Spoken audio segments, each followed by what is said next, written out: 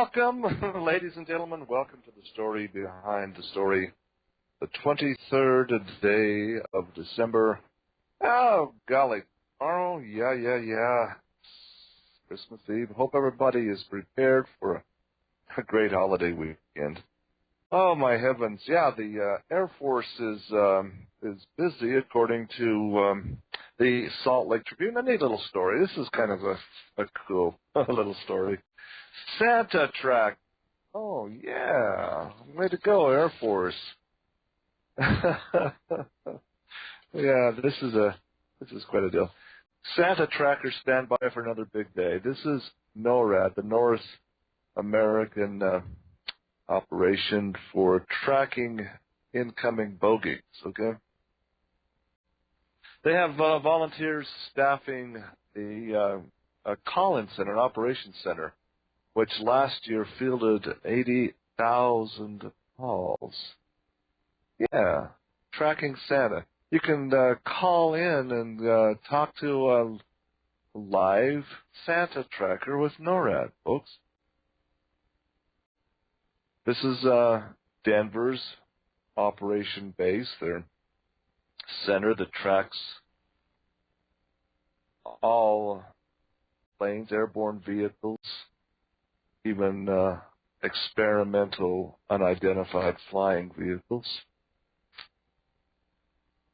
So Santa, you see, is going to be tracked by NORAD. So if you're interested and you have some little ones who want to get a kick out of a nice little government call, here's a number to call. Write this down if you're interested. It's simply 877 HI, as in hello, hi, H-I, hi, NORAD. Well, to just the numbers, it's 877-446-6723.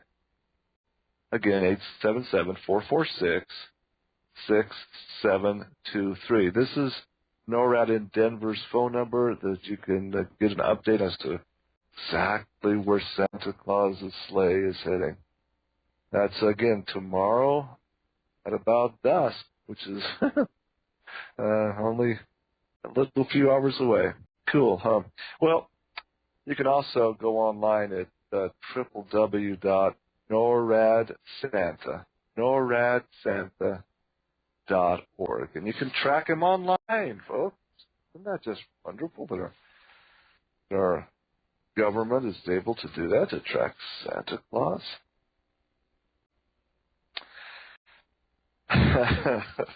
Well, it's fun for the kids. It's fun for a lot of adults, too. Oh, yes, the Salt Lake Tribune Day. This is a story that really does affect really all of America. I kind of suspected this would be coming, but now it's even more of. They're going to keep using these numbers, these poll numbers. Tribune poll. We talked about this in the last half hour yesterday. It's all about Mitt Romney. Mitt Romney, the bloodline cousin to the Bush family, the bloodline cousins to a number of presidents of the United States. Yeah, the thing is, why, is there anybody that's ever elected president that's not bloodline? Gene Poole to the House of Windsor, the Khazarian-controlled imposter House of Israel. We've had some.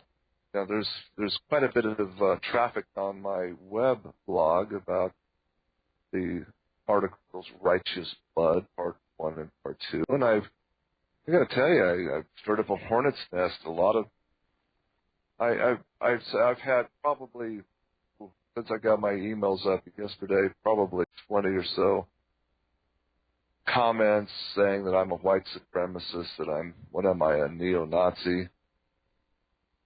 Why do people resort to name calling when the scriptures are, at least to me, are crystal clear on the subject, that Jerusalem is simply a cursing. I mean, I didn't say that Jerusalem would be made desolate. That was Jesus Christ that said that, at least according to my King James version of my Bible. So why call me a white supremacist? Aren't you really calling Jesus Christ a white supremacist? By saying that Jerusalem, the holy city, is left desolate? Ladies and gentlemen, desolate just is, again, a Greek term, and the use of the syntax of the scriptures simply that a house or a place is left spiritually isolated. It's not viable spiritually any longer. It's cursed. It's a ghost town, spiritually speaking.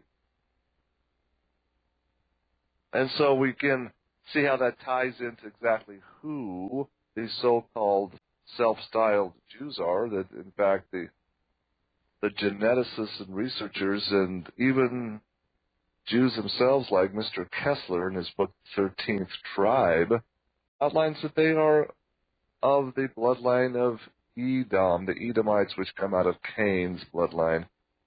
And the blessings from God concerning Israel and Judah do not pertain to Edom. In fact, it's a cursing. It's a stumbling block, a mortal enemy to true Israel. And Israel are the Christian nations, ladies and gentlemen. White supremacists? People was ever listening to this that may have anonymously said such poison? White supremacy because it's just the truth? Amazing. Amazing how the propaganda machine works. Without a doubt. Well, I'll keep... I have no agenda. I just see it, tell it as I see it. So this Tribune article, again, front page headline with Mr. Smooth, suave, charismatic, fork-tongued, smooth devil Mitt Romney there. The whole thing is, can a Mormon be president? What comes out of this is quite a testimony, ladies and gentlemen, to the power of propaganda, of public relations firms spending untold millions of dollars to get a message across, to make your mind believe things that just flat out aren't true, okay? So the numbers of this so-called poll are that the majority now of Americans would feel comfortable in voting for an LDS priesthood holder wearing temple garments. Now,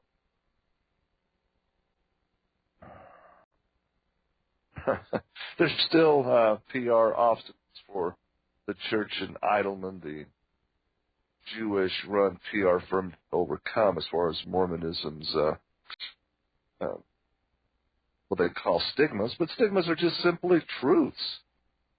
Come on, I gotta share this article with you, and please understand it's important because I'm here to tell you Mitt Romney and Newt Gingrich are going to make a very strong run for the presidency. Not that I'm an Obama fan, please understand. I'm not. As bad as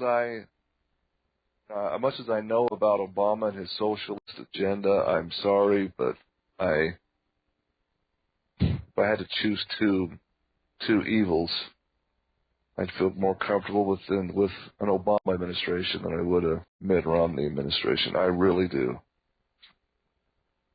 At least you somewhat know what you're getting with Obama. You know he's a crook. He doesn't have to really hide it that much. Now, let me tell you why. This propaganda, all of this posturing, is an amazing story. Keep in mind this. The very definition of fascism is simply the merging of corporate power, corporatism, with government control. That is the very definition of fascism. That's even the very definition of fascism given by one Benito Mussolini. So what makes America not a fascist nation when you have fascists like Romney and Obama, and even, come on, Gingrich? Who else do you have? Oh, Ron Paul? Yeah, Good luck.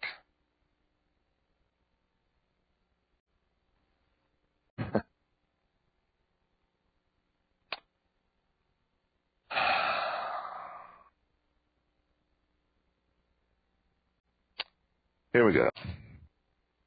Writer for the Salt Lake Tribune, Matt Hannum. Republicans are just fine with Mormon president. Democrats, however, are not so keen on the idea. Wow, hats off to the Democrats on this one. Quote, Republicans are far more comfortable with the Mormon in the White House than Democrats or independents, according to a new Salt Lake Tribune national poll, which also found that polygamy is the most cited reason for those who have reservations. 3/5, roughly 60%, of likely U.S. voters polled were, quote, either very comfortable or somewhat comfortable voting for a Mormon for president, while 26% were uncomfortable to some degree, and 14% remained unsure. Among Republicans, however, the comfort level shot up to 76%, with only 14% uncomfortable, while 61% of independents were comfortable and 27% uncomfortable. We perhaps should define the term comfortable here, because you see, what else this shows is the level of the question is, how much would you say you know about the Mormon Church? Would you say you have only a little knowledge, some knowledge, great deal of knowledge, or know nothing? Hello, ladies and gentlemen. Yeah, you got it right. 58% of the respondents say they either know nothing at all about the Mormon Church or only a little knowledge, and then of those, what little they have come from watching television media ads and have basically met somebody who's a Mormon and they really didn't have any horns on their head. So you see, it's ignorance here, folks. People that have a great deal of knowledge about Mormonism, I would suppose about 13% who said they have a great deal of knowledge, I would bet you, I would bet a bottom dollar they feel very uncomfortable about a Mormon president. I know a great deal about Mormons and insider knowledge. I was one. I'll tell you, this is the most dangerous political entity that there is, as far as you talk about a new world order. You talk about a theocracy ruling the world. You know, when I began to question the leaders of the Mormon Church because of so many things I uncovered, I couldn't believe the hostility, the anger, the physical threats placed against for daring to question. My stake president, when you start questioning, it's called officially the spirit of apostasy. Questioning leaders in Mormonism is simply the spirit of apostasy. And in their dogma, I kid you not, only those who have sexual problems, as far as unresolved adultery or pedophilia, in their doctrine, ladies and gentlemen, only those that have question are those adulterers. If you question, if you have the spirit of apostasy, you are equated in their mindset as being an immoral adulterer. I kid you not. Well, the very fact you're questioning the prophet Gordon B. Hinckley and his policies is proof that you've got some adulterous activities that haven't been resolved. I said, what? No. Oh, yeah. You wouldn't be a question if you weren't an adulterer. Okay, well, it's just not true. So, next question. You say that's where it came down to. And after they really, when it got down to nutcrack time, I was informed by the LDS church leaderships to get one thing straight. One thing very clear. They told me, this church is not a democracy. It's not, they said, even a republic. This church is a theocracy. There is no room for questioning. There is no room for dissent. It's their way or the highway. And my answer back to them was, wow, during this time period when I was doing these questions, was during the the Clinton administration, and I was just as vocal in radio talk show appearances as I am now. I was exposing this whole debacle of Monica Lewinsky and the perjurious statements. I did not have sex with that woman. And that was just the tip of the iceberg. Of course, the mysterious deaths, the incredible Whitewater scandals, the connections with Hillary to some insider trading, and on and on and on and on. So I was very vocal. That's why I turned to my stake president and I said, so if a Mormon ever got to be president and the Mormon kingdom began, to fulfill what you believe is scriptural prophecy, that it's the stone cut out of the mountain without hands. Because see, ladies and gentlemen, the prophet, so-called prophet Joseph Smith, said that his organization, this Church of Latter-day Saints, was the kingdom of God foreseen by the prophet Daniel, the stone cut out of the mountain without hands, which would fill the entire earth, would basically rule the planet. I said, when the Mormon kingdom becomes the planetary rule under your theology, what happens when you question the prophet then? You can't excommunicate them as you're threatening to do to me. You're going to banish them to an island, or better yet, just silence them forever. Just march them to the guillotine and chop their head off. And my blood ran cold with their response. There is no room for dissent. It's better than to have their throats slit. I couldn't believe that mindset in modern day America. But that's the fact. That's my testimony. That's my reality. I just shook my head and says, well, I don't want to be a part of that. Or if you can't voice your conscience, if you can't exercise your First Amendment right of free speech, then you might as well just get out now anyway. So I sent a letter in asking my name to be removed from this theocracy. I said that the dichotomy, brethren, is amazing.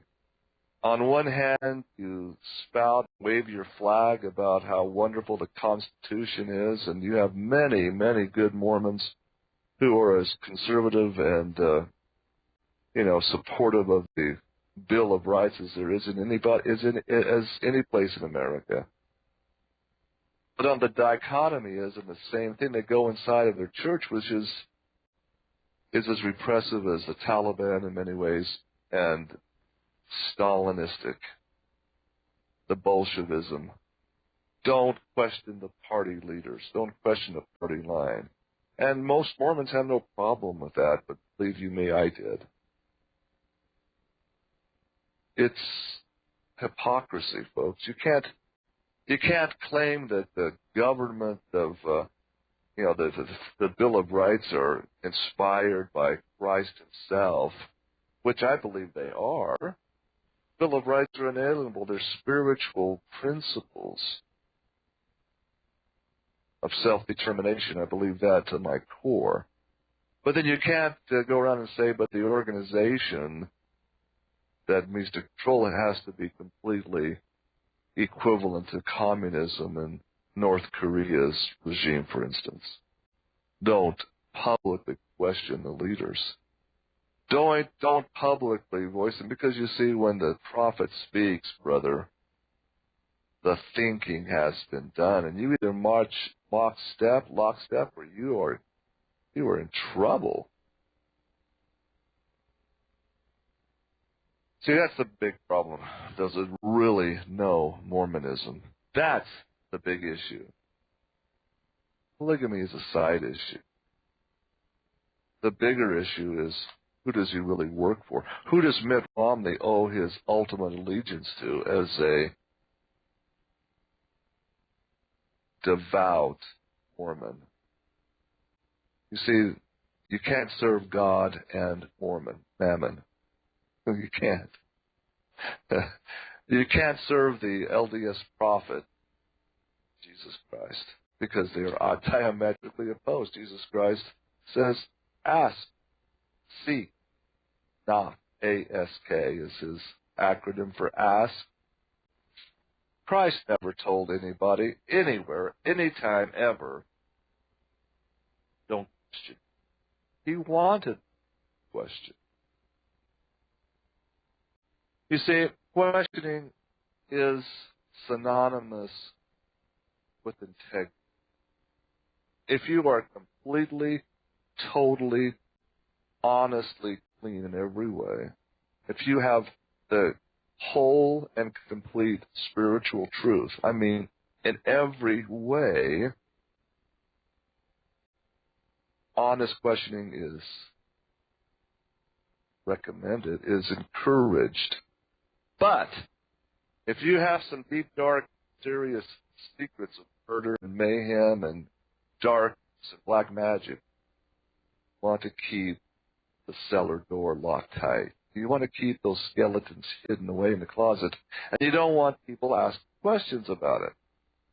You keep secrets then. Again, this is what Kennedy was referring to when he spoke about the very concept of secrecy is repugnant to our American system. It flat out is, because, again, secrecy is synonymous with mayhem, skullduggery, and lies.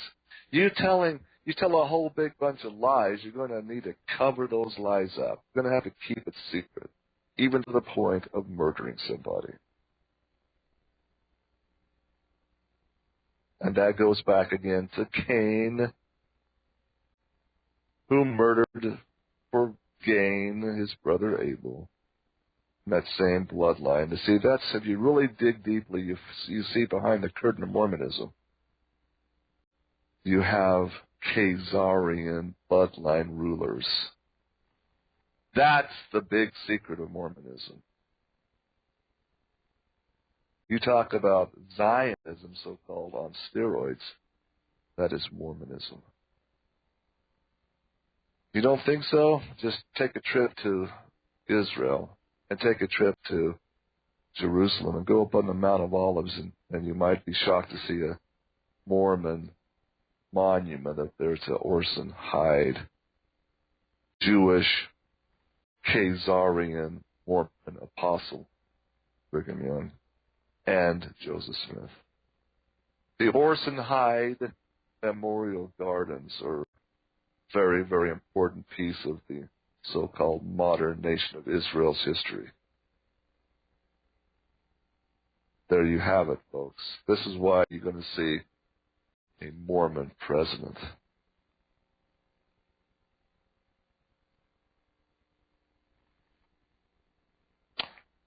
Now, Peggy Fletcher Stack also wrote a companion article. Polygamy remains a PR hurdle for LDS, a public relations hurdle. It just means, they got to focus more on convincing the world that the Mormons aren't polygamous. I got to tell you, this really gets. I think Peggy Fletcher Stack needs to write more in depth here about this. It's not about the polygamy. It really isn't. It's about, was Joseph Smith what he claimed to be?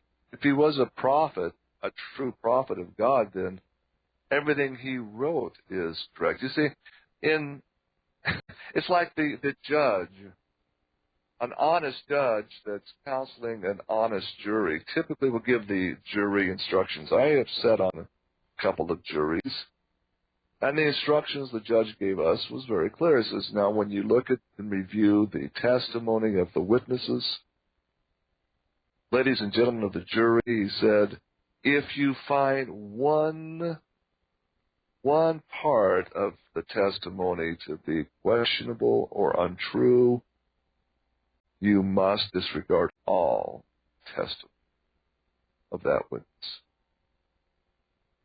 You see, when you're especially in the case of a capital crime or a person may be facing a death sentence, you better make sure that everything that a witness says is 100% accurate. If even one part out of 99 is spurious, the whole testimony becomes spurious. It's the same exact thing with a prophet so-called of God. If one prophecy is false, that makes that whole prophet false prophet. It's simple as that. That the scriptures, the Bible, very clear on that. There is zero tolerance for false prophecies. You become a false prophet. You can say 95% correct, but if one prophecy is wrong, makes that prophet a false prophet. And let me tell you, Joseph Smith had many, many false prophecies. Many false prophecies. Now, the one biggest false prophecy and falsehood is polygamy. And it's clear in my research that, again, Joseph Smith had a problem. We talk about the spirit of adultery. I mean, this guy he loved the ladies. What can I say? As early as the years in Kirtland, Ohio, Emma caught him with other young girls. It's not anti-Mormon to say historically factual. That's just the way it was. So you see, to justify slandering, to justify adultery, in his mind, it's okay because, you see, Solomon, the great king, had many wives and concubines. And it's there in the Old Testament. But you see, the Old Testament is not really translated correctly. So it's clear that Solomon was this great, great king of Israel. He had it all just to him. So I'm going to have my wives and my concubines as well. So I'm a prophet equal to Solomon. That's his mindset. That's his narcissistic personality coming forward. Now, this is what Peggy Fletcher Stack had to say about it. We'll get into this, and then we'll have to take a break here. She said, polygamy still clings to the LDS Church's image, even though the Utah-based faith abandoned the practice more than a century ago. Okay, Miss Stack, yeah, that's only half true. They abandoned the practice, but they have not abandoned the spiritual principle. Please be clear on this, Miss Stack. I take you to task for that, because the principle is still very much a part of Mormon doctrine. It's there in their section 132 of the Doctrine and Covenants. So, ladies and gentlemen, if you're listening to the show and you're kind of on the fence, it's okay for a Mormon to be president. Here's some knowledge for you to take out to your friends and neighbors today. We're going to dig into this even more after these breaks. Again, this is the story behind the story. This is the Micro Effect Network. Thanks for listening. Welcome back to the story behind the story. Again, let me continue with Miss Peggy Fletcher Stack's writing. Front page headlines: polygamy remains a public relations hurdle for LDS. She writes, quote, "It was the number one negative quality cited by 28% of respondents in a national Salt Lake Tribune poll who were, quote, uncomfortable with voting for a Mormon for U.S. president. Polygamy outpaced the respondents that Mormons, quote, aren't Christians, 10%, or that Mormonism, quote, is a cult, 11%. Taken together, this is only 25%, taken together, those two concerns still finished behind polygamy. So she asks why the persistent link between plural marriage and modern-day Mormonism. Quote, "It may simply be a problem of branding," said Kathleen Flake, who teaches American religious history at Vanderbilt University in Nashville. Quote, "Mormonism's 19th century brand was polygamy, and no other attribute has had the power to replace it," Flake wrote in an email. Quote, "In similar fashion, some still think of it as the, quote, American church, even though today the majority of its members live outside the United States. Even in the 19th century, however, polygamy was the catch-all for a variety of things about Mormonism that Americans, religious and otherwise, did not like, such as new scripture, prophets, priesthood, government, for example. Mormons were, and apparently still are, believed to be just too different. Not surprisingly, when asked to identify Mormon difference, the old catch-all brand comes up." End quote. Now, she asked Michael Otterson, public affairs director, PR director, basically, for the LDS Church. Michael Otterson was not surprised about the polygamy response, but senses the perception is changing and believes it eventually will fade away. Quote, "We feel we are making really good headway on the polygamy issue," Otterson told the Tribune. Quote, We've all got institutional memories where journalists and headline writers would frequently make reference to, quote, Mormon polygamists when they were talking about the FLDS, Fundamentalist Church of Jesus Christ of Latter-day Saints. In the past few months, that is happening less and less, he said. We've now talked to a lot of journalists, and the polygamy issue never came up. Another example, folks, of controlling media. Tell a group a lie often enough, strongly, they'll begin to accept it as factual, but it's absolutely not true. The problem these days, Otterson said, is with the general public and popular culture. The problem is not with the media. We've got the media pretty much controlled, but the problem is the public. Oh, man. Quote, if you've watched a string of episodes of HBO's Big Love or TLC's Sister Wives, you are going to have a negative perception of polygamy, he said. It's not possible to watch one of those series and feel good about it. end quote. Oh, please. Sir, what is positive about polygamy? Please enlighten us. All it is, again, is demeaning women and womanhood. Come on. Polygamy is not of God. One man and one woman is the ordained marriage covenant, sir. Nothing negative about that at all. Polygamy is all negative. Period.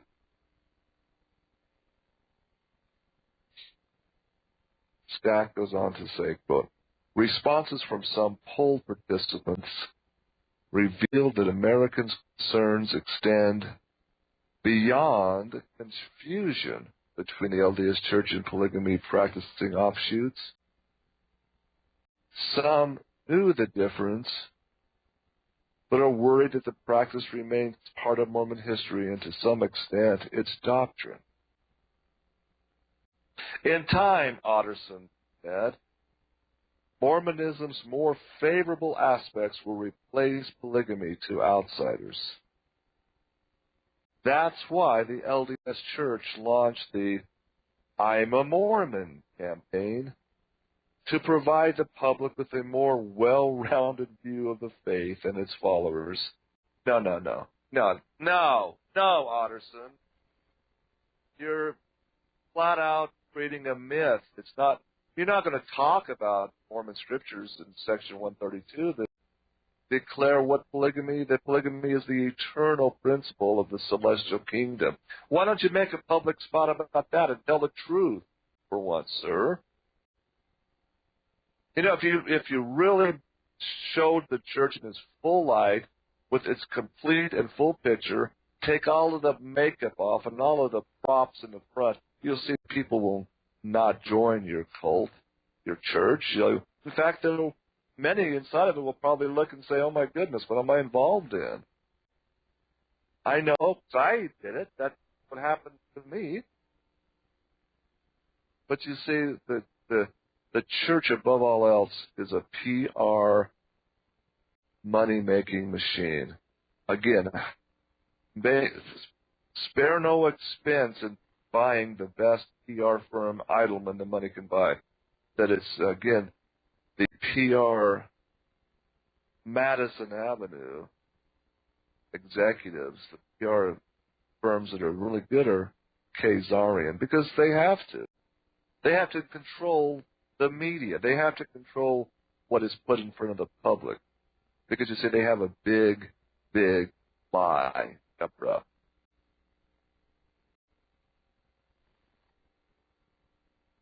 Honest people, honest organizations have no need for PR firms to keep their skeletons hidden away.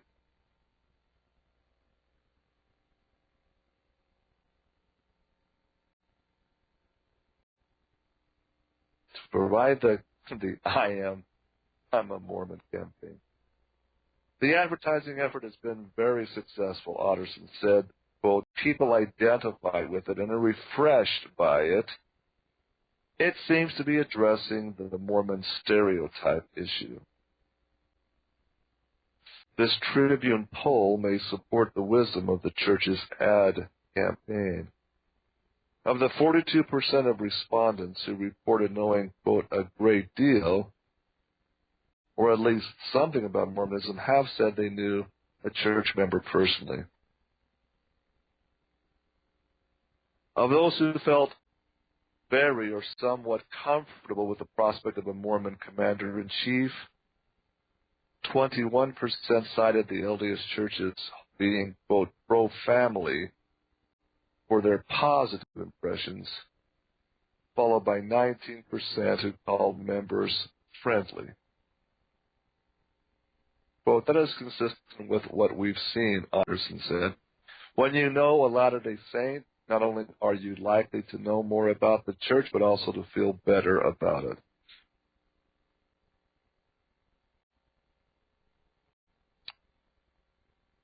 But it can't be just a casual acquaintance, said David Campbell, professor of political science at Notre Dame and co-author of American Grace, How Religion Unites and Divides Us. Quote, if you only know a Mormon in passing, you might be aware that they are different, Campbell said. But if that's all you know, that's probably going to make you uneasy.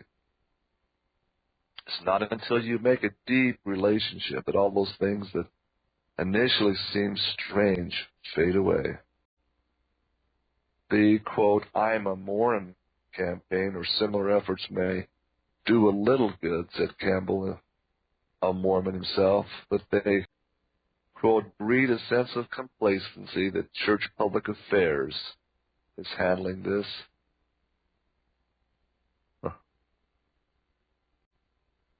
Ultimately, the polygamy linked to Mormonism won't go away either, said Valerie Hudson, a political science professor at Brigham Young University. Get this, quote, until Mormons themselves stop believing that it is the marriage pattern of heaven. Hello, Valerie Hudson. Are you saying that they shouldn't believe and read their own Doctrine and Covenants? Boy, that's a good one. Regular Americans, quote, rightly suspect that there are a decent amount of Mormons, about 50%, who believe they will be practicing polygamy again someday, Hudson said. If not here, at least in the hereafter. Hey, 50%. There should be 100% of Mormons, because that's Mormon doctrine. Good heavens. See, this is the problem. That Mormons don't even know what is in their Doctrine and Covenants. Half of them. One poll respondent, Alice Ross of Butler, Pennsylvania, said she doesn't like the LDS teaching that people can have more than one spouse in the afterlife. Quote, they don't practice it today, Ross said, but marriage can determine where they have space in heaven. Hudson argues that plural marriage was described in Mormon scriptures was an exception to the rule of monogamy,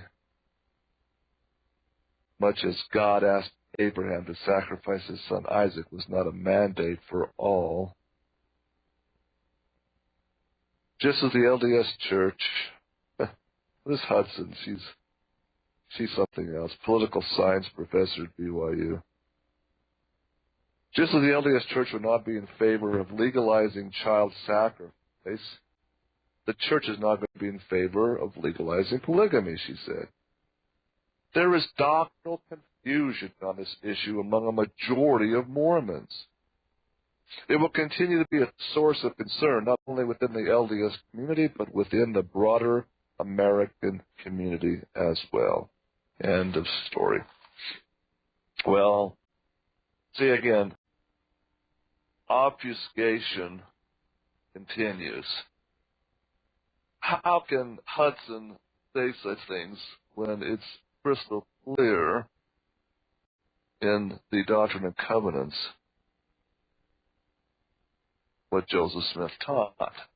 Crystal clear. Let me just share, those listeners who may not know what I'm talking about, let me just share the exact wording of the scripture with you. This is Mormon Scripture, section 132 of the so-called Doctrine and Covenants, which is, again, the compilation of Joseph Smith's revelations, and it basically is sacred writ to Mormons. They take oaths in the temple that they'll follow and obey the word of the law. The word of the Lord is found in the Book of Mormon, the Doctrine and Covenants, and to some extent the Holy Bible. They do. I know. I did it. Section 132. Here's the heading. Quote, revelation given, it's not a suggestion, it's a revelation, and thus is a commandment given to Joseph Smith the prophet at where Nauvoo, Illinois, recorded July 12, 1843, relating to what they call, quote, the new and everlasting covenant. the eternity of the marriage covenant, which is, again, plurality of wives. History of the Church is found, this is recording in History of the Church 501 through 507, Volume 5, 501 through 507. Quote, although the revelation is officially recorded in 1843, it is evident from the historical record that doctrines and principles involved in this revelation had been known by the prophet since 1831. Oh, that's a really interesting little thing there, too, because you see in 1832, the church was only organized in 1830, but in 1832, there was an absolute, clear, unequivocal statement of belief put out by Joseph Smith that monogamy was the only system of marriage ordained by God.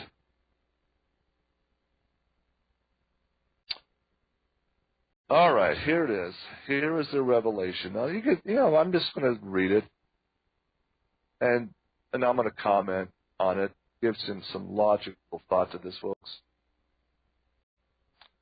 Verily, thus saith the Lord unto you, my servant Joseph, that inasmuch as you have inquired of my hand to know and understand wherein I, the Lord, justified my servants Abraham, Isaac, Jacob, as also Moses, David, and Solomon, my servants, as touching the principle and doctrine of their having many wives and concubines.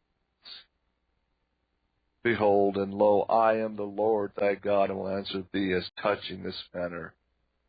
Therefore prepare thy heart to receive and obey the instructions which I am about to give unto you. For all those who have this law revealed unto them must obey the same. Pretty unequivocal. If you got this new higher law given to you, you must obey the same. For behold, I reveal unto you a new and everlasting covenant. And if ye abide not that covenant, then are ye damned. For no one can reject this covenant and be permitted to enter into my glory. Hello, Miss Hudson. Have you read Section 132 lately? Oh, golly, 50% of the Mormon people still believe it's going to be prophets, and we got to change the concept of that in the Mormon people's minds. It's right here in the Blessed Doctrine and Covenants, ma'am. Are you kidding me?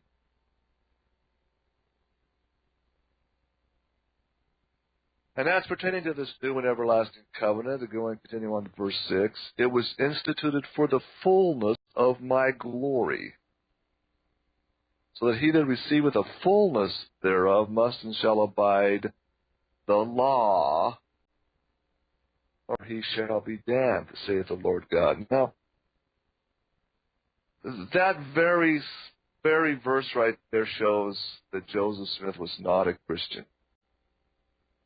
Because if he understood Jesus Christ, if he had really was a prophet of Jesus Christ, if Jesus Christ had come into his heart and actually appeared to him in that sacred grove, and if he was still in contact with Christ, he would understand what Christ taught the disciples throughout all of the New Testament and in other texts. Christ said, I came and fulfilled the law. The law of Moses is filled in me. There is no need anymore for the law. A new commandment I give unto you, Joseph, and that is to love one another as I have loved you. To love the Lord your God. To love, and that's it. It's all the word and the prophet. Now, because as you love Joseph, as you love others, you say, then grace will enter your life, and you will enter into my rest. You'll enter into my kingdom, the New Jerusalem. What else is clearer than that, Joseph? So, no, here's a new law, putting forth a law, you see, the same law that Solomon came into after he built the temple. And if you really read not only the Old Testament but also ancient scroll material, you find that Solomon sinned. He had followed after false God, went, quote, whoring after Babylon. And only after that, after he was deceived and the temple became a place of evil, did he succumb to this devilish practice of many sexual concubines and wives, multiple wifism. That's a sign, a symbol, folks, of demonic false doctrine. That's a hallmark of false, fallen prophets. You get it? And you can get a little bit further clue here in section 132 as the true author of this law, so to speak. That just what he told Emma, the long-suffering wife of Joseph. Oh, let me find it here exactly.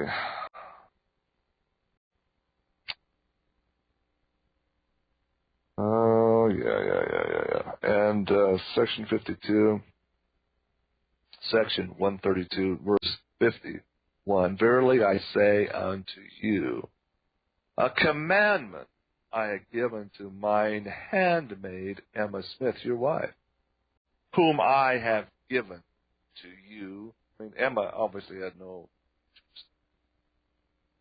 Okay. Not that which I commanded for you to offer unto her, nor did I, say Lord, to prove that I must have an offering at your hand by sacrifice. So he commands Emma to receive all those that have been given unto my servant Joseph. He's commanding Emma to allow Joseph to have all of these 30 to 40 new women. And if she doesn't like it, he says, if you don't like it, you shall be destroyed, Emma. You obey what I say to Joseph, or you're destroyed. You're dead flesh, Emma. What kind of a loving God is that? Obey or be destroyed. That's the same message they gave me, ladies and gentlemen. You obey the prophet or you will be destroyed.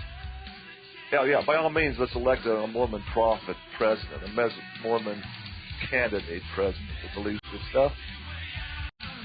Take a break, ladies and gentlemen. We'll come back at the top of the hour and we'll do a little bit of American Jeopardy then. Don't wait. And we're back, ladies and gentlemen. Welcome back to the story behind the story. Yes, golly, ladies and gentlemen, it's time for American Jeopardy. And let me tell you why this is important for you to understand. And please, it's not just me hammering on Mormons as being an anti-Mormon. It's about freedom. It's about, again, breaking through the corporate media, the Khazarian-controlled media spins and spin doctrine, and getting a handle on truth for once. That's why I'm talking about this. And, okay, it's time again for American Jeopardy. And today's American Jeopardy question will go to the heart of this matter. It really will tie it all together, okay? They are an Israeli intelligence firm and intelligence collection company that since 2008 have been in charge of tallying the final votes in every state, especially in the first caucuses of Iowa.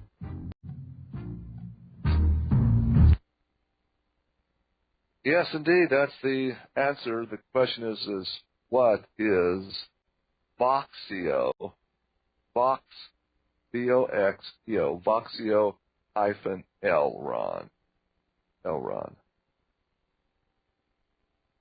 Okay. When I found this out, this is actually in as early as 1998. You go to this electronic vote scam machines, you find that when they're installed, the software that runs them, the software is designed and manipulated, if you will, by a company by the name of Voxio-Elron. That's who does it. The actual running software. Well, I did some digging. This is I wrote a piece on this. I shared it with other people out there. Clear back in, I remember back in 2004, 2005. I was amazed that this really didn't come up in the HBO documentary film called Vote Scam. I thought it was a very important part of the vote scam story, how the 2000 election was somehow rigged. That actual, I'm not an Al Gore fan either, but it just seems like there's an appointment going on. It doesn't matter, both in the caucuses or in the primaries. It doesn't matter. These people are appointed. It's like there's somebody behind the curtain saying we're going to make it happen. Either it's from endowing the candidate with a massive war chest of advertising PR funds, or it's just making sure that if public opinion, applying public opinion is not molded right, there's always the ace in the hole, the control of the software itself. And indeed, if you remember the HBO vote scam special, they proved that this software can easily be manipulated. They held a mock election utilizing the Diebold machines, the guaranteed secure systems.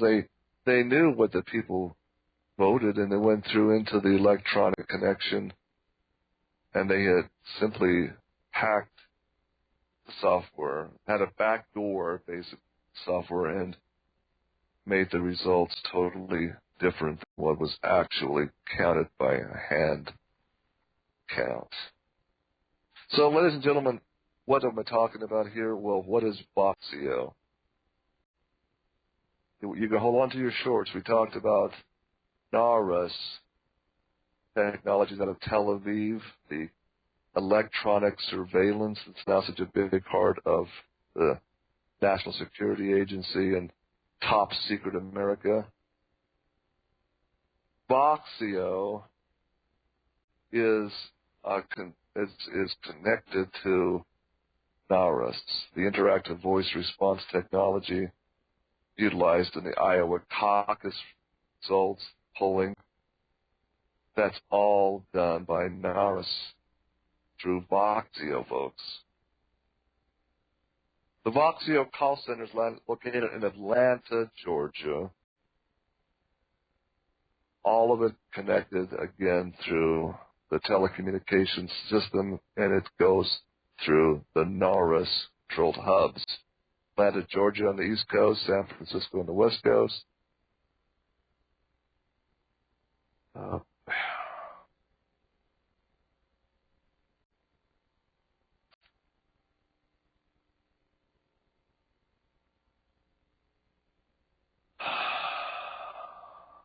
Well, it's not really, it doesn't matter what the vote is if you control the voting machines.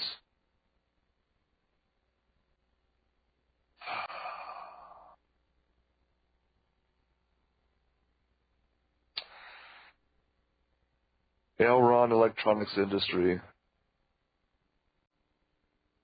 Elron initially was into electronics and avionics. You can go and just look up Elron, elron.net, I believe is still their website. It just happens to be now owned by Israel, tied in again to NARUS.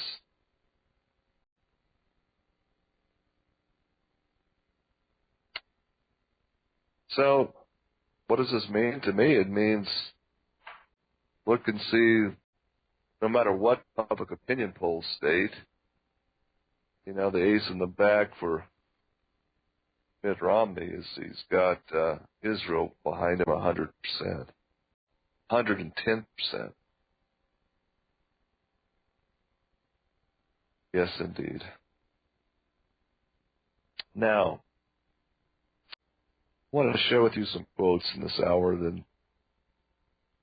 I'm busy working. I got my computers back up yesterday.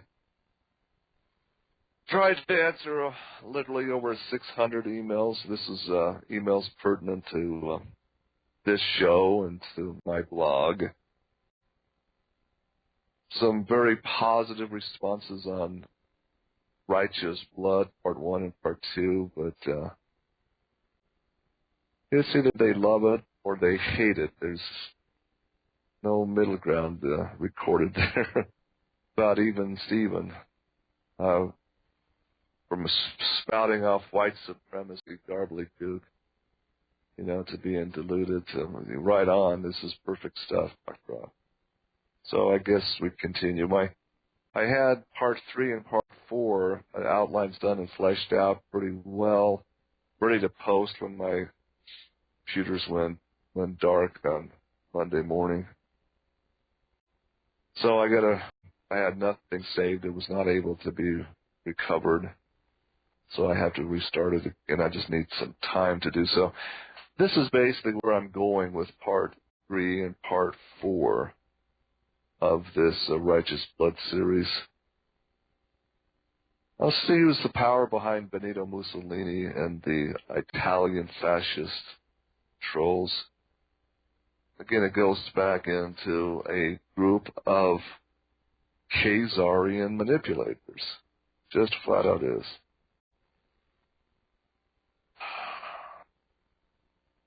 Ladies and gentlemen, I'm going to submit to you that only fools believe what they are told when it is clear that so much more is being hidden. I hate to use that term, but, because again, I'm talking about good people in religious mind control. They're being fooled. So the person that's being fooled is a fool.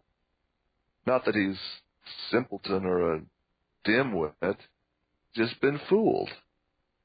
I just completed reading this book on the handcart pioneers. It's called Devil's Gate, Brigham Young and the Great Mormon Handcart Tragedy, written by author David Roberts.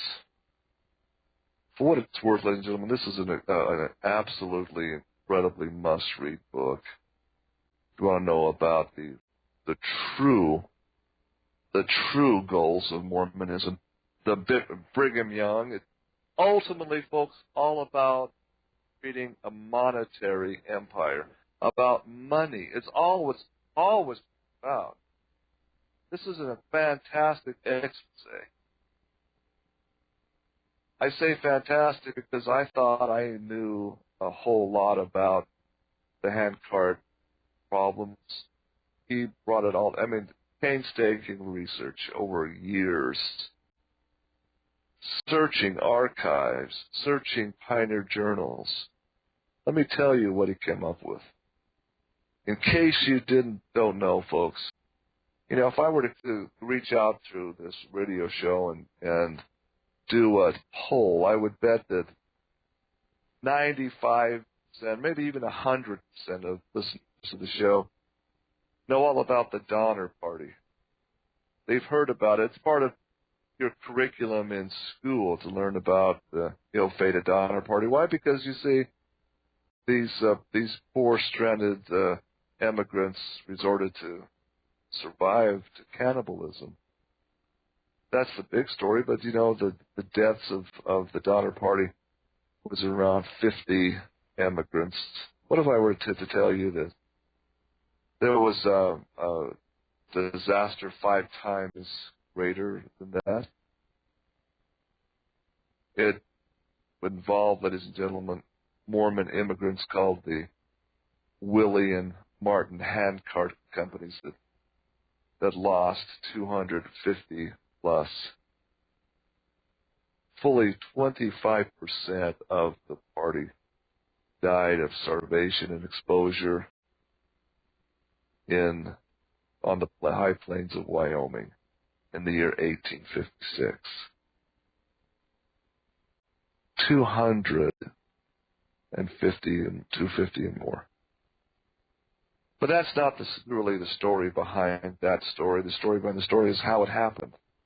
Who was responsible and for what reasons? This is what David Roberts gets into very deeply. It's a story behind the story of Mormonism's Zion, so to speak. Their gathering follow Lord's prophet, the Lord's anointed. See, the missionaries of Joseph Smith and Brigham Young's church went out to the British Isles. They went to Scandinavia. They went to Denmark. They went preach the gospel to the true nation of Israel, you see. And in fact, they converted many, many good people. Now I say good because you see they were, for the most part, the hard work poor of the countries, especially in England, is the people who were basically in the servant class that worked very hard to even make a living. They were told a great story. You know, the fulfillment of New Testament prophecies concerning the establishment of Zion in America. See, in their minds, boy, it was full of romance, this new great opportunity, this new world, this America. Oh, they'd heard so much about it. It was idolized and iconized. It was their desire, if possible, to leave the old dirty back streets of England and their downtrodden status and go and work just as hard and build something up just as grand. A land of opportunity. That was already in their psyche. So here's these American missionaries preaching this incredible American gospel of, oh, the heavens are opened again. God and Jesus Christ revealed themselves. Oh, wow. It's so wonderful. The emotions were incredible. So, yeah, when they were baptized, there was an English publication. They're called the Millennial Star, which basically, again, week after week, article after article, the whole importance of gathering to Zion became permanent. It was like a romance novel. You know, it's amazing how the media can create images in people's minds. Now, a good example of this is the Klondike Gold Rush. Just this summer, my sweetheart and I went to Alaska, and there we visited the Liars Camp. They call it Liars Camp because it was the headquarters of the press corps. They were putting press releases out saying that they were there at the heart of the Klondike Yukon gold fields, when in reality they were there on the coast in Skagway. They never went over the mountains, never endured any of the hardships at all. They just gave rosy stories of how incredibly romantic it was. In 1898, there was a depression going on. People were, filled with romance. So they drop everything and they rush. Tens of thousands of them dropped everything and rushed to the gold fields, jumping off Point of Skagway, Alaska. And the hardships, the toil that they had because of a false image. Well, this is what's happening. What happened here in the handcart saga, 1856? These converts signed contracts, folks. Brigham Young, you see, saw an opportunity here himself. He formed a company called the Perpetual Immigration Fund. And all of those indigent, poor converts couldn't pay their way. Well, never fear, the Immigration Fund would pay their expenses, would pay them, give them a voyage ticket across the ocean, bring them to New York, and there they would be able to get a ticket on the railroad to Iowa City, and there they were told they would be escorted by wagon, ox or mule team covered wagons on the Mormon Trail to Salt Lake City, Zion. That's the icon. That's the ideal they were promised. What the story behind the story is brought out so well by David Roberts, and what most good Mormon people who idolize these handcart pioneers and idolize the whole immigration story, what they don't know is that they had to sign a promissory note promising they would be indentured servants to the Mormon church until they paid their passage up. Well, now this was no small amount. And you think, well, why charge them interest? But Brigham Young, always the businessman, their unpaid balance after each year had a 10% interest charge. Seems to me that Brigham Young didn't understand that usury under God is curse. See, the Khazarian bankers, that's what they did. They charged usury and charged people for their debt, and that's not what God says is righteous. But Brigham Young, the prophet of God, 10%, boom, that's what they charged. And these fools, these people that have been fooled, bought onto it without really, they had no idea that they would be asked to push handcarts. They had no inkling that they would be the mules, they would be the ox, they would be the beasts of burden, because, you see, Brigham wanted to cut costs. He estimated that the cost to come to Zion was X number of dollars per man, woman, and child. And before they got on the ship to come across, they signed off on it. They agreed they would pay that debt. I don't know how many of them knew that it was 10% interest per annum. But the fact of the matter is, folks, that when they got to Salt Lake, many of them that survived had frozen limbs and were totally basically wrecked for life. Stark reality hit them that they were bonded servants for life. They were basically forced to work their entire lives, and many worked their entire lives and still didn't pay the debt off. It fell to their children and grandchildren. That's the untold story of the Mormon handcart, the Perpetual Immigration Fund.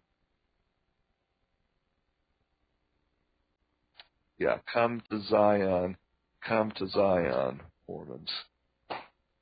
It's all about money. It's all about creating a financial empire. And here's the kicker, too. Where did the impetus, where did the first funds come from to put into this money-making enterprise of emigration? Because it was indeed a money-making enterprise. They had markups. You see, the ship's captain, this is what Esses testified to, that the typical fare for a ship voyage was marked up 30%. They made profit on everybody that came across, plus they put it into usury. And then they get to Iowa City and they realize, what? Got to use a hand? I got to push and pull this. What did I've signed off on this. Well, I guess, what else can I do? I don't have the money to go back. I have no means to get another train ticket to go back. I can't sail back to my home in England. I got to, whatever, I'll push and pull this handcart. Oh, my heavens. the impetus for these funds came. This is what else is documented in this book. It's called Devil's Gate. When the Mormons left Nauvoo, Illinois, and they were gathered there in Florence, Iowa, also known as winter quarters, they were preparing to go across sand hills of Nebraska and across Wyoming. Guess what happened? The Mormons a letter came from the President of the United States to Brigham Young asking for Mormon contingent of able-bodied men. Well, Brigham Young saw an opportunity here, and the fact is that the federal government reimbursed Brigham Young, paid him, by some accounts in this book, $30,000 for 500 men. Now, you see, this was to be used to outfit with uniforms and with guns. But see, most of these, the Mormon Brigade, the Mormon Battalion, as it was called, Brigham Young brought in the cloth and saved money. The wives, the women of the Relief Society made their uniforms for the Mormon Battalion, and they used their squirrel guns, whatever guns they had. They never spent. This money paid by the government for the Mormon Battalion, Brigham Young used, again, for a money-making seed money to the emigration fund. It became a source of banking operations for him. Now, there is so much to this story, and the good Mormon people today, they look at the handcart tragedy as a proof of faith, that they found God through their sacrifice and adversity. Folks, God and the Savior, Jesus Christ, and the angels of heaven love all people. They'll answer prayers, especially prayers of desperation, of family love. Families were facing annihilation on that snowbound camp in Wyoming. And all they had left was faith in God. It was the angels that came and gave them miracles. There's no doubt about that, but it was in spite of Brigham Young's priesthood, not because of it. Because of their faith in God and their love. It wasn't the priesthood that did it. See, that's what Mormons, faith in God and faith in Jesus Christ transcends religions and priesthoods and priestcrafts. You can pray in faith and have a loved one healed. It doesn't mean it's the Mormon priesthood that did it. It's the love of God and the miracles of Christ made manifest. Because He loves His children. He doesn't want to see them suffer. He doesn't want to see them have frostbitten toes and die of starvation. No, that was Brigham's policy. It wasn't the Lord's policy. Jesus inspired people like Levi Savage there in Florence to say, no, it's too late in the season. We should stay. We will lose many, many people. He was inspired by God to give the warning, and he was ostracized and almost excommunicated for daring to contradict the divine nature of Brigham Young's directions.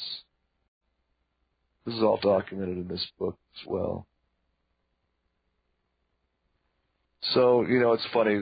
The Mormons have this thing, they go back to the different wards and stakes of the Mormon Church, go back now to the visitor centers, and there the young men and young women and others, they just push those replica handcarts on about a 3-mile section of the Mormon Trail, and they get an idea of just how terribly difficult it was.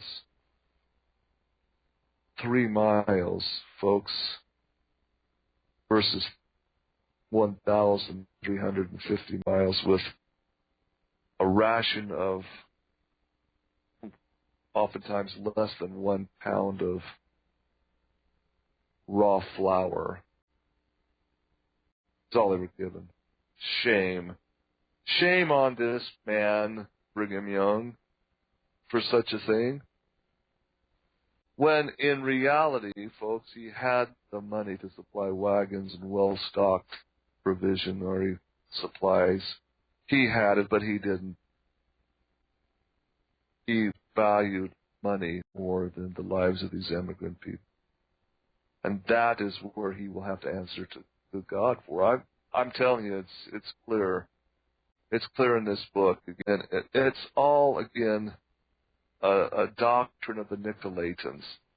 Nicolaitans in the book of Revelations are referred to in the text is the Nicolaitans are those that use the lay people, the working class, to enrich and profit themselves. And this is the deeds that Jesus Christ says he hates. Oh yes, by all means, let's elect a good Mormon priesthood holder to be running this country, be commander-in-chief of this country. You might as well just sign it over to Israel and be done with it. Because that's where it's heading. We're going to take a break. We'll come back in the final segment. This has been the story behind the story. Thanks for listening.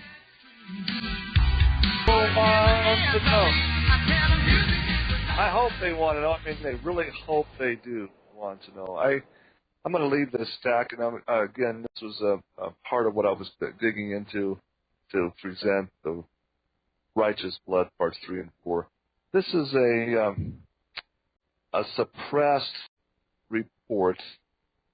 This was actually sent out to the mainstream media. This was testimony by Pierre-Henri Brunel. Now, remember, the actions of the French government right after September 11th caused a lot of negative propaganda to hit. We began to really even mock French fries. Anything French was not American because, you see, they were loudly declaring that the story was being told to the American people was just not true. And so the, again, Khazarian-controlled press began to really attack France. Now, one of the top-level French military intelligence officers was this guy named Pierre-Henri Brunel. He penned this article and went out and says, again, what Americans aren't being told and why the French government understands why the French have the stance. Now, it appears, again, in retrospect, that he's absolute right. He's getting more and more in alternative news reports now. He's getting more and more coverage, what he had to say back in 2004. Here's what he wrote. Let me share it with you in the last half an hour. Quote, I first heard about Al-Qaeda when I was attending the command and staff course in Jordan. I was a French officer at that time, and the French armed forces had close contacts and cooperation with Jordan. 2 of my Jordanian colleagues were experts in computers. They were air defense officers. Using computer science slang, they introduced a series of jokes about students' punishment.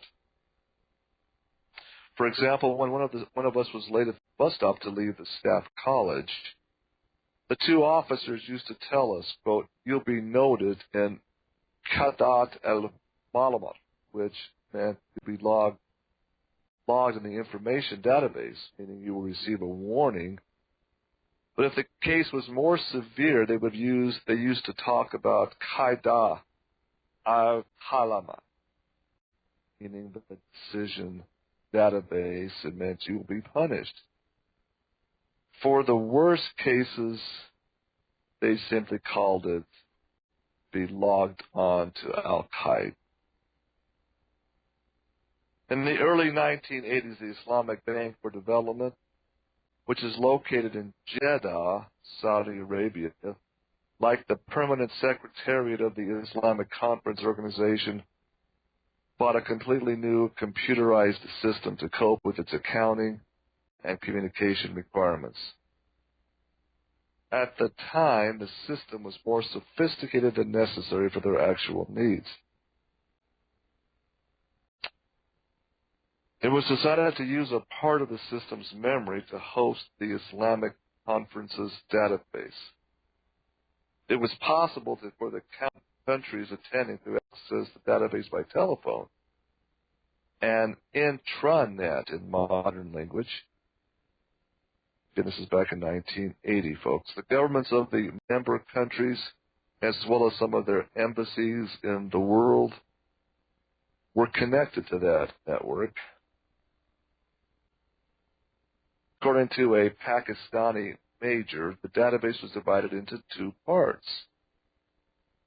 The information file, where the participants in the meetings could pick up and send information they needed. And then, secondly, the decision file, where the decisions made during the previous session were all recorded and stored. In Arabic, these files were called Qaida el-Malumat and Qaida i-Kalimat. These two files were kept in one file called in Arabic. Again, Qudat and Maltat, which is the exact translation of the English word database. But the Arabs commonly used the short word al-Qaeda, which is the Arabic word for base. So the military air base of Riyadh, Saudi Arabia, is called al-Qaeda, meaning a base. Riyadh, Saudi Arabia, ladies and gentlemen, is called al-Qaeda. In the mid-1980s, al-Qaeda became known as the database, the base located in a computer and dedicated to the communications of the Islamic Conference's Secretariat. So, again, what this French intelligence officer is telling us now is how the term al-Qaeda even came to be. What it really means is it's Arabic for the base. It has to do with a computer database. Quote, in the early 1990s, I was a military intelligence officer in the headquarters of the French Rapid Action Force. Because of my skills in Arabic, my job was also to translate a lot of faxes and letters seized or intercepted by our intelligence services. We often got intercepted material sent by Islamic networks operating from the United Kingdom or from Belgium.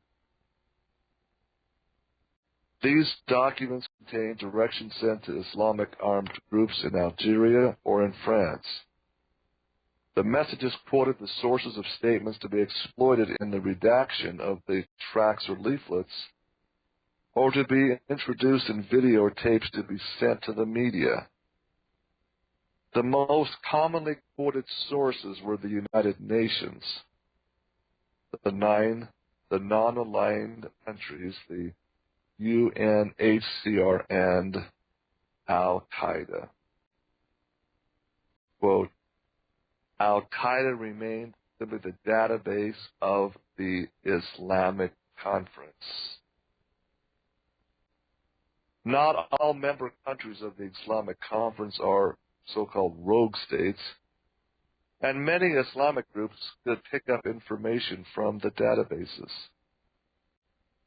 It was all but natural for Osama bin Laden to be connected to this database network, for he is a member of an important family in the banking and business world.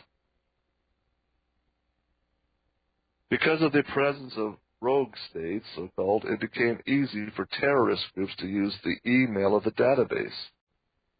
Hence, the email of Al-Qaeda was used with some interface system providing secrecy for the families of the Mujahideen to keep links with their children underground training in Afghanistan or in Libya or in the Begaa Valley, Lebanon. or in action anywhere in the battlefields where the extremists sponsored by all the rogue states, so-called, used to fight. And, of course, the rogue states included Saudi Arabia. Osama bin Laden was an American agent in Afghanistan. The Al-Qaeda intranet was the communication system through which coded or covert messages were sent. Folks, let me again tell you what the definition of rogue state is those individuals that are actively promoting insurrection against the takeover of fellow Arabians in Palestine. That's the definition of rogue state. Or anybody that really opposes the Khazar illegal activity there. That sounds awful, doesn't it? That sounds like a white supremacist in action, doesn't it? See how quick the media is to label people and concepts. No matter if it's true or not, no matter if it's right or wrong, it's just labeling factors, see. So this French intelligence chief by the name of Pierre-Henri Bonnel continues. He says, meet Al-Qaeda. Quote, Al-Qaeda was neither a terrorist group nor Osama bin Laden's personal property. The terrorist actions in Turkey in 2003 were carried out by Turks, and the motives were all local and not international, unified, or joint. These crimes put the Turkish government in a difficult position vis-a-vis the British and the Israelis. But the attacks certainly intended to punish Prime Minister Erdogan for being a, quote, too tepid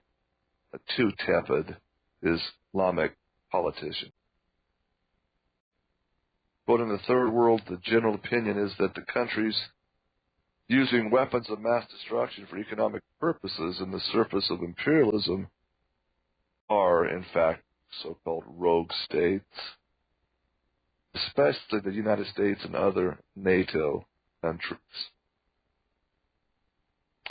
Some Islamic economic lobbies are conducting a war against the so-called liberal economic lobbies. They use local terrorist groups claiming to act on behalf of Al-Qaeda. On the other hand, national armies invade independent countries under the aegis of the UN Security Council and carry out preemptive wars. And the real sponsors of these wars are not governments, but the lobbies sealed behind them. And I'm talking to you now about AIPAC in America, the B'nai B'rith, and the control and power they wield in the halls of Parliament in not only Great Britain but Canada. He's right on. And this is written in 2004. Quote, the truth is, there is no organized Islamic army or a terrorist group of any kind called Al-Qaeda. Moreover, any informed intelligence officer knows this. But there is a propaganda campaign to make the public believe in the presence of an identified entity representing the devil only in order to drive the TV watcher to accept a unified international leadership for a war against both terrorism.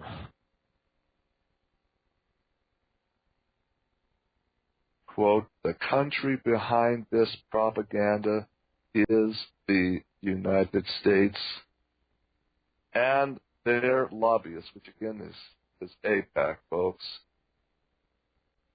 This is the driving force of the, quote, U.S. war on terrorism. They are only interested in making money.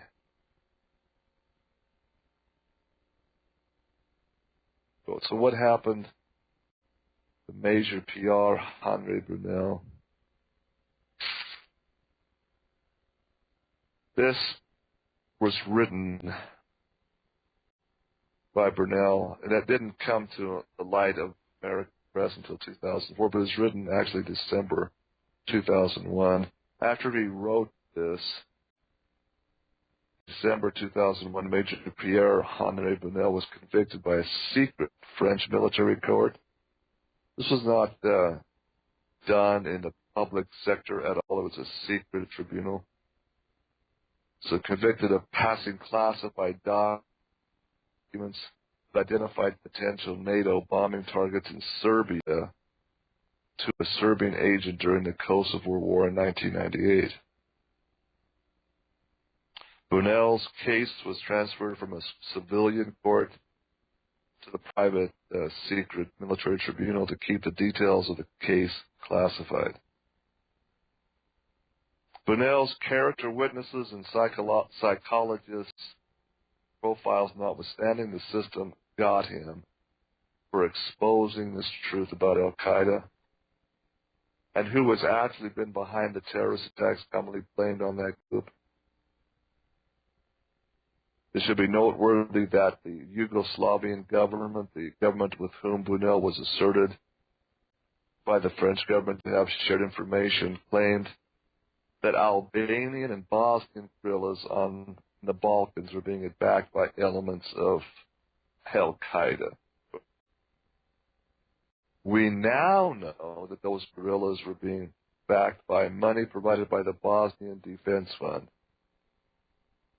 an entity established as a special slush fund by George H.W. Bush and his Riggs Bank, and directed and money dispersed by none other than Richard Pearl and Douglas Feith. Richard Pearl, you might remember, folks, is one of the chief authors of the 2000 report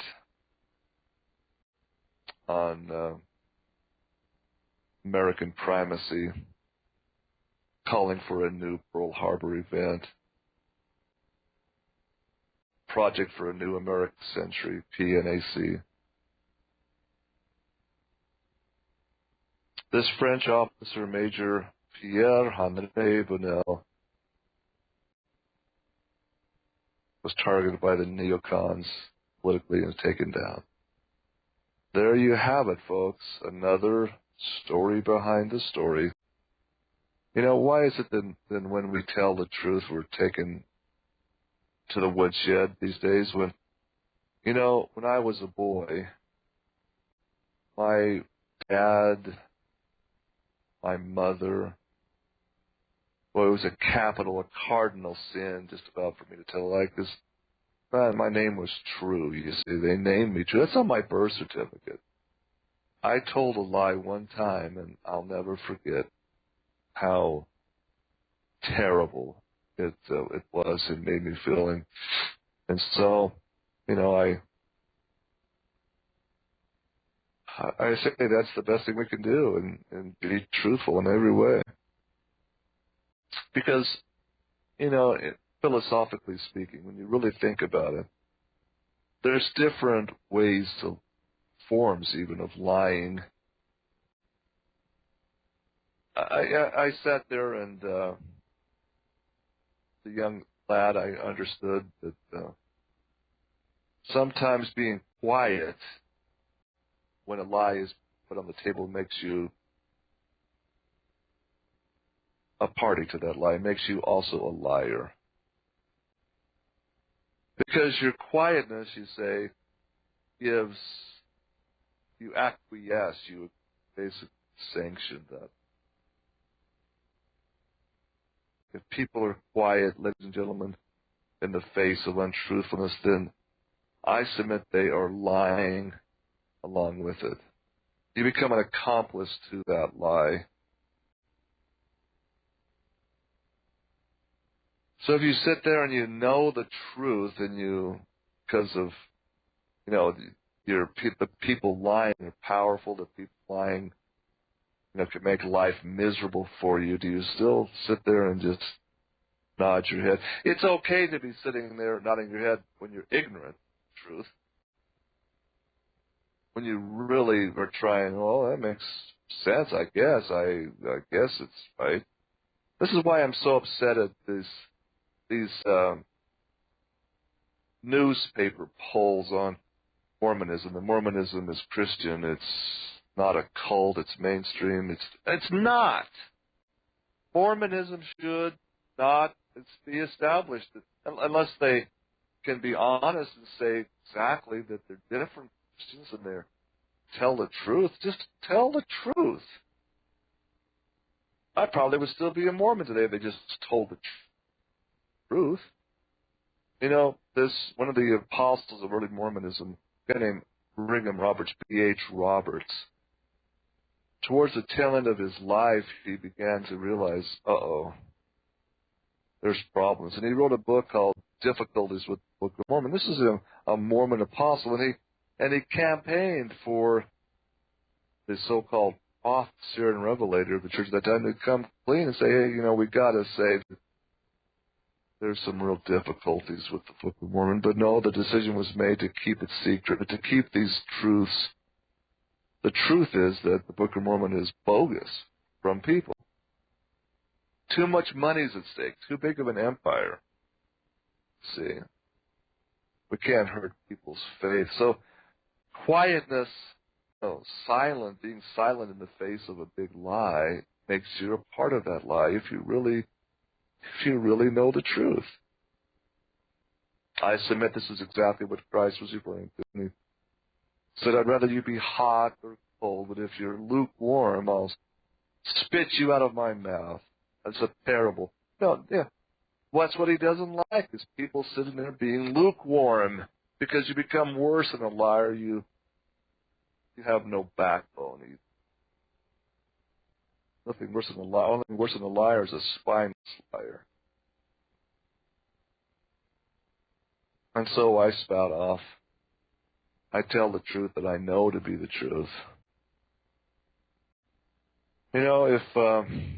If Brigham Young was truly a prophet of Jesus Christ, if Brigham Young and Joseph Smith before him were truly disciples of Christ, their followers would reflect that. There would be no antagonism. They would love their neighbors. They wouldn't seek to fleece the Gentiles. And make no mistake, that's a big early part of Mormon history too. You either are a Mormon or you're an enemy of us. And see, Mormons don't get it today. They refuse to see that fact. When I talk about these things in public forums, they get so upset. You're an anti-Mormon. You hate the Mormons. I said, no, I don't hate the Mormons. I hate the lie. See, don't say I hate people. I don't. I love the Mormon people. But I will fight against fraud and the lie that is. I will. I see it completely clear, and if I sit back and be silent, all around are lying about it, then I become a liar as well. In my humble opinion, that's the way I see it. It makes a whole lot of difference, you see, when you realize that these English emigrants, these pilgrims, they come across with a promise to be kept safe. And, the dichotomy, Mormons believe in something called the word of wisdom. You can't drink alcoholic beverages. You can't smoke cigarettes. You can't drink coffee. If you honestly tell your file leader that you do, you won't get a temple recommend. So many Mormons just lie about it in the interview, saying, "Oh, yeah, I do."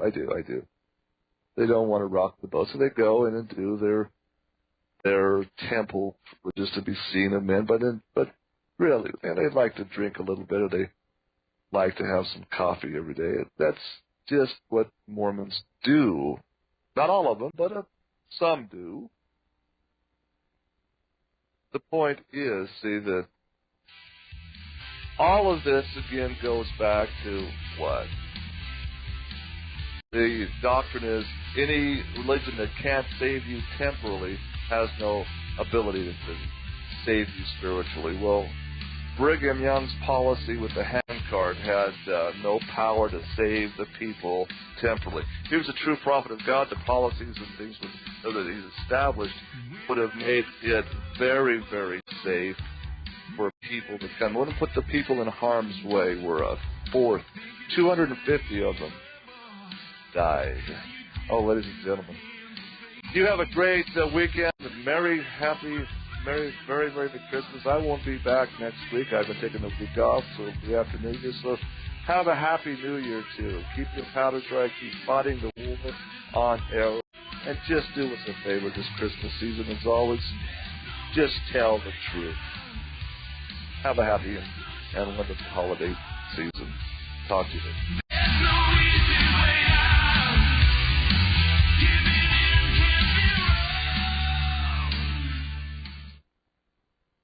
I'm Ronnie McMullen, spokesman for Life Change Tea. I want to share my enthusiasm for Life Change Tea because this product really works.